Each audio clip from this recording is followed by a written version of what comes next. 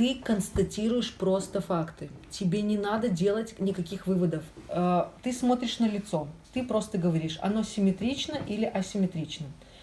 Ты говоришь, что, к примеру, тебе надо провести симметричность между центральной линией лица и сказать, правая половина лица больше либо меньше, и посмотреть, куда смещен подбородок. Это то, что ты должна сказать. То есть первая фраза: лицо симметрично, дробь асимметрично, подбородок смещен в такую-то такую сторону, ориентировочно на глаз сколько миллиметров. И ты смотришь, и ты говоришь, к примеру, правая половина лица выражена больше, чем левая. Точка. Теперь ты смотришь дальше. Ты смотришь, вот здесь написано симметрия глаз и крыльев носа. Очень часто мы просим пациента голову расположить ровно, потому что голова обычно куда-то наклонена, как компенсация какая-то. И мы смотрим, где идет опущение уголков глаза. То есть мы стараемся выровнять глаза по уровню, по горизонту, да, то есть их перпендикулярно там центральной линии поставить. И обычно один глаз будет больше, чем другой.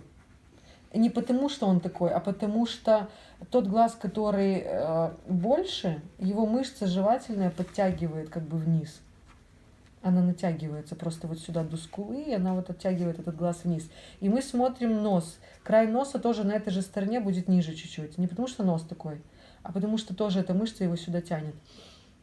Это что мы смотрим. То есть мы смотрим симметрия глаз и крыльев носа. Например, ты говоришь, что правый глаз больше, чем левый. Ты можешь просто значок поставить. И крыло носа справа ниже, чем слева. Симметрия углов нижней челюсти. Симметрия углов нижней челюсти. Ты тоже смотришь, что, к примеру, угол нижней челюсти справа выражен больше, чем слева. Это ты говоришь. Звуки в НЧС при открывании и закрывании рта. Ты просишь человека открыть-закрыть рот, и ты сама прислушиваешься, есть ли здесь какой-то звук. Вот я открою, а если я дальше открою, вот я уже слышу, что здесь у меня щелкнуло. Если я там пару раз пооткрываю, у меня с двух сторон щелкнет. И очень важно, он открывается, он щелкает только на открывание, или он щелкает и на открывание, и на закрывание. То есть это будет вывих вправляемый или невправляемый. То есть если он щелкает 2 раза, это значит, что он соскочил, а потом вернулся обратно. Если он щелкает 1 раз, это значит, что он был кнаружи, и он попытался зайти, но он остался в том же положении. То есть он не соскочил. Это при закрывании, получается, не заскочил? Он может и при открывании так. То есть тебе важно узнать, это 1 щелчок или это 2 щелчка. Это может быть хруст. Я могу с линейкой мерить симметрию лица? Ну так просто нет. Ну, было бы очень удобно ставить, допустим, так линейку и тогда смотреть, ну, наверняка уже. Ты это в компьютере уже увидишь. Ну да, я же все равно пишу это куда-то в документы. То, что мне на глаз показалось, что там 2 миллиметра или там 3 миллиметра. На компьютере, понимаешь, что я расчерчила себе уже на фотографии, понятно. А так пока... Ты можешь просто, когда ты фотографируешь человека, ты можешь представить, как мы обычно это делаем. Как переносятся реальные размеры в компьютер. Мы, когда делаем фотографию вот с этими ретракторами, мы не просто так делаем. У нас есть уже модели челюстей. Ты на модели можешь померить ширину резца. Оно у тебя есть. Это реальные размеры, те, которые у человека. И ты в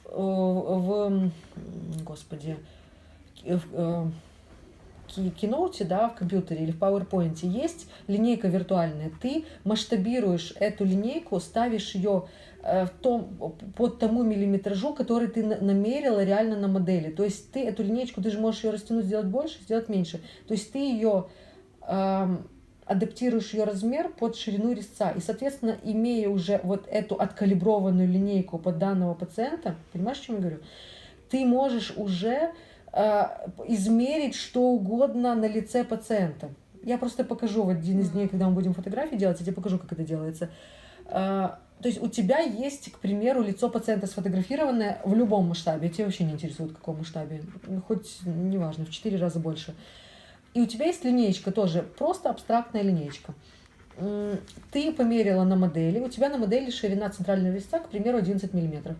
Ты приставила к центральному резцу, сфотографированному на лице пациента, да, на фотографии пациента, линеечку и подогнала ее так, чтобы линеечка была 11 мм. Как раз, и у тебя получится откалиброванная эта линейка. Ты поняла? Угу. То же самое. Поэтому тебе не надо пациента прямо с линейкой. Я думаю, что это не сильно понравится. Ты можешь с линейкой, единственное, что померить ширину открывания рта. Поэтому вот здесь латеротрузия, ты видела, как мы делаем. Мы просим пациента выйти в край соприкосновения и отсюда сместиться в протрузию. И ты здесь меряешь. Наша линейка не сильно для этого годится, потому что там не с начала линейки идет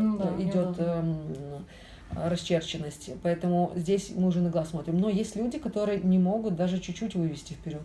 И это потому, что вот это дельтовидное не пускает их. Вот я сейчас выдвигаю, я чувствую, вот здесь у меня болит.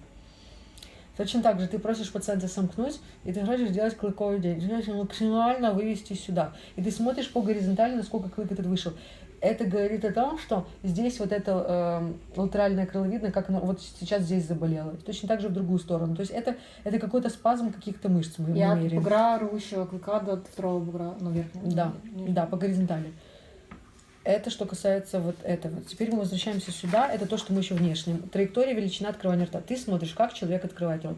Тебе важно, это открывание может быть ровным, а оно вот такое вот, да, то есть оно как зигзагообразное, оно ушло, потом вернулось. Первое, на что мы смотрим, оно ушло и вернулось ровно в ту же самую точку. Это значит, что у нас было отклонение траектории, но девиация, да. Но оно вернулось в свой ноль, да.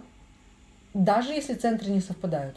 Нас это не интересует. Нас интересует, вот была точка 0, где нижняя челюсть была в максимальном самокании, и она должна в этот же 0 вернуться при максимальном открывании рта. Но если человек открывает, нижняя челюсть уходит сюда, это дефлексия, это значит постоянное отклонение. Мы это меряем. И ты смотришь максимальное открывание рта, плюс ты прибавляешь. Здесь траектория у нее действительно ровная. То есть ты смотришь здесь, как она примерно на каком этапе отклоняется, на каком... Я посмотрела по моделям, там 4 овербайт был. Ну, я посчитала, я поставила там, отметила, прорисовала на рисах. Угу. Теперь, анализ... А где у нас была пальпация мышц? Она где-то дальше.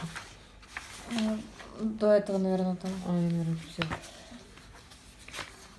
Вот она. Да, на листике. То есть поверхностная жевательная. Мы просим сжать, и мы меряем эту жевательную, и просим... Мы можем еще пропальпировать вот здесь.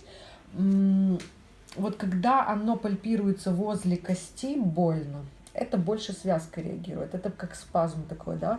Оно может еще пальпироваться вот здесь, в области самого прикрепления. Это тоже связка больше реагирует. Вот сама толщина, обычно, когда ты толщу мышцы в сжатом состоянии, она обычно не больно. Вот это глубокая она может реагировать. Вот здесь вот она прямо реагирует. Височную мы просим сжать челюсти. Мы видим, видна гипертрофия.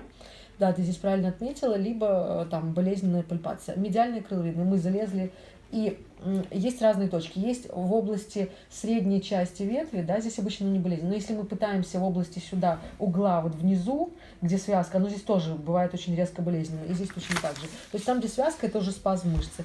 И здесь мы за бугор залезли, просим пациента не сильно открывать рот, чтобы эти мышцы не мешали, букцинаторы. И сюда залезаем и нащупываем там вот как костное прикрепление, эту латеральную пластинку, где она прикрепляется, и смотрим. Латеральные, они могут истерически орать, они могут вообще никак не реагировать, но чаще всего это неприятно.